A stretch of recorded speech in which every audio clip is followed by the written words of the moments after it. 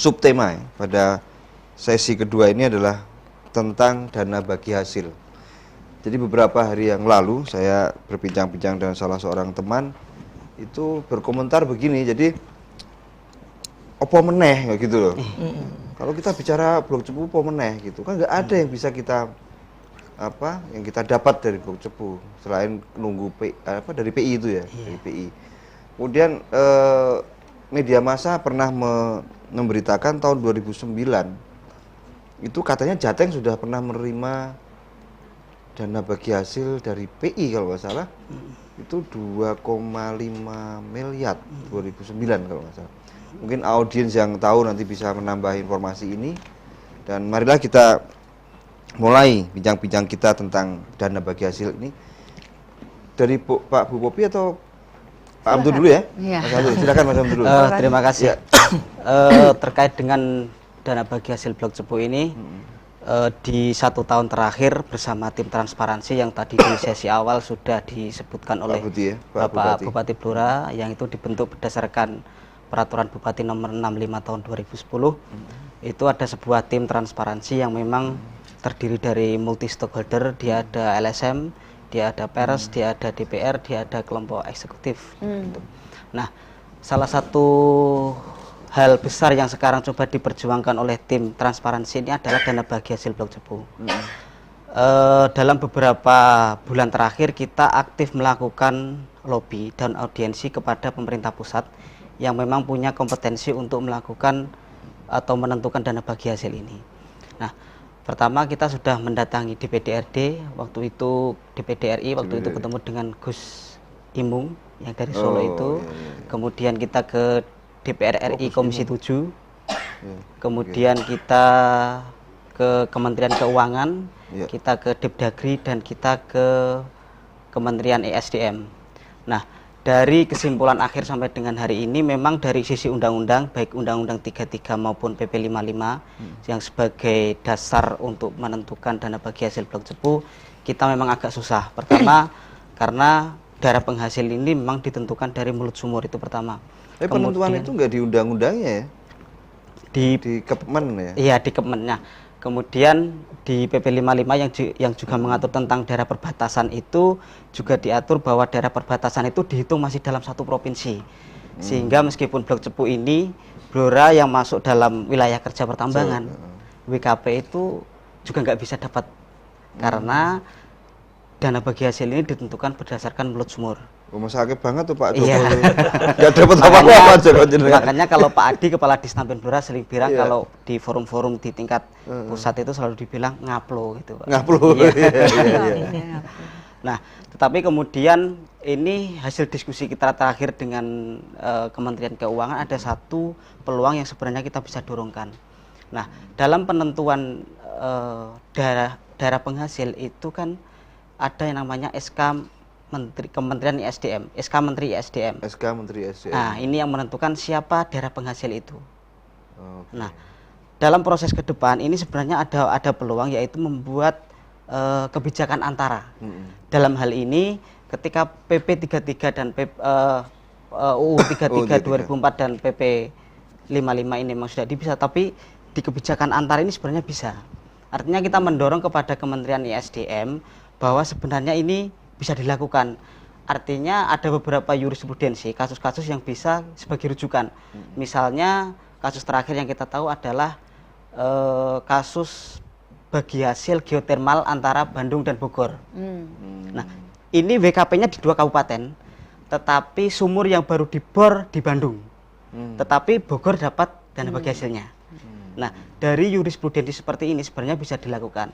Apalagi kalau kita bicara misalnya, oke, dari sisi aturan kita nggak bisa, tetapi kita berharap ada sebuah kebijakan dan kebijaksanaan dari pemerintah pusat. Blora ini masuk WKP, kita akan terkena dampak negatif efek ekstraktifnya, jelas. Gitu kan. Nah, maka kita berharap ada bagi hasil yang bisa diberikan kepada kita oleh Kementerian ISDM melalui surat keputusan Kementerian ISDM itu. Ini yang sekarang sedang coba kita perjuangkan di pemerintah pusat. Ya, jadi kalau selama ini penghasil itu ya mulut sumur itu ya? Iya. Sesuai dengan apa tadi? Sesuai dengan Undang-Undang 3324 dan PP nomor 55 itu. PP-nya itu. Iya. Ya, oke. Jadi persoalannya memang ya betul ngaplu tadi. Iya betul. Nah, dan saya melihatnya bahwa seperti bagi hasil yang diterapkan saat ini kan seperti hukum waris begitu. Saya melihatnya kenapa hukum waris? Karena satu kabupaten yang berada di Jawa Timur ini dianggap sebagai saudara. Sementara Blora ini dianggap sebagai tetangga. Ketika ada bagi-bagi duit, maka saudara yang dapat meskipun dia jauh. Tetapi sementara kalau Blora karena dia tetangga, maka ketika ada bagi-bagi duit juga nggak dapat gitu. Nah ini yang kita berharap ada sebuah kebijaksanaan baru gitu dari pemerintah pusat. Jangan pakai hukum waris ini gitu. Ya menarik Mas Hamdun. Ya saya akan beralih ke Pak Abdullah. Pak Abdullah, bagaimana Pak Abdullah dari sisi legislatif melihat ini? Terima kasih. Jadi saya lebih menyoroti pada kata berharap saja. Karena kami melihat upaya seluruh elemen di masyarakat Kabupaten Blora ini sudah sangat luar biasa. Pak Bupati, Pak Kepala SKPD, teman-teman. Sebentar, maaf saya potong, ada telepon masuk. Halo, selamat malam. Halo. Halo, selamat malam. Selamat malam, dari mana? Dari Retno di Semarang. Oh iya, silakan. Ada pertanyaan atau mau berkomentar apa? Silakan. Sebenarnya saya seorang mahasiswa juga sih. Saya kebetulan berasal dari Cepu. Saya sekolah di sini. Menurut saya dengan adanya hal ini, Blok Cepu sebenarnya isu ini sebenarnya terlambat ya untuk dibahas. Kenapa nggak sejak dulu gitu?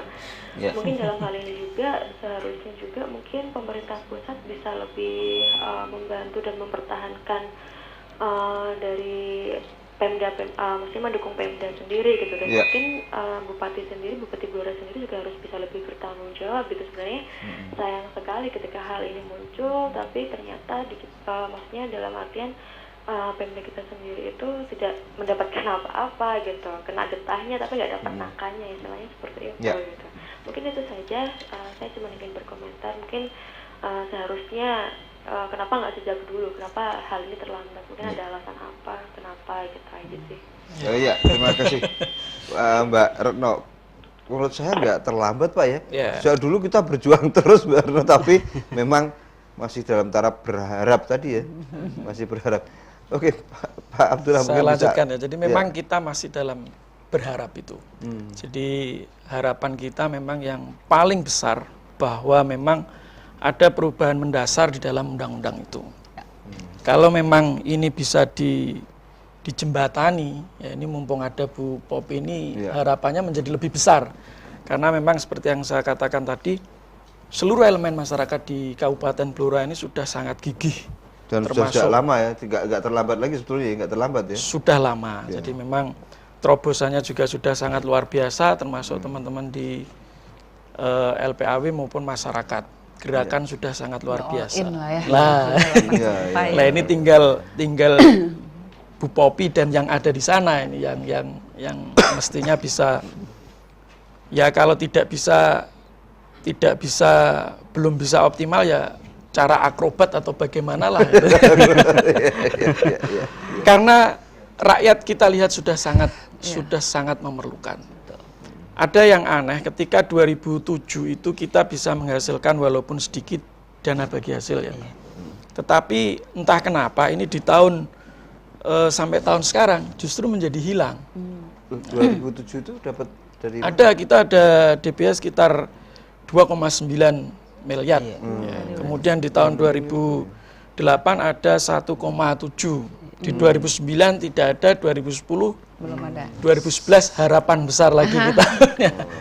Jadi dan kami yakin bahwa semua pemikir-pemikir yang ada di pemerintah pusat sudah tahu persis tentang hal ini. Jadi insya Allah kita berprasangka baik, kita akan terima dan bersyukur ketika itu bisa diatur sedemikian rupa sehingga ada penerimaan yang proporsional lah untuk Kabupaten Blora.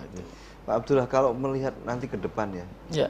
Jadi kan banyak kekhawatiran kesenjangan ini bisa menimbulkan semacam konflik sosial atau sengketa perbatasan atau apa gitu. Bagaimana Pak Abdullah melihat itu ke depan? Ya Mengkhawatirkan enggak gitu loh? secara kultur alhamdulillah ya di Blora itu masyarakatnya ya nerimo cenderung masih nerima. Tapi tidak tahu kalau tergencet terus semut pun kan juga bisa. Nah, Nerimo terus hasilnya ngaplu tadi. jadi kita sudah sampai pada titik yang paling bawah di Kabupaten Blora, sudah mendekati menempati peringkat 32 kemiskinan di Jawa Tengah. Kita masih mempunyai angka kemiskinan lebih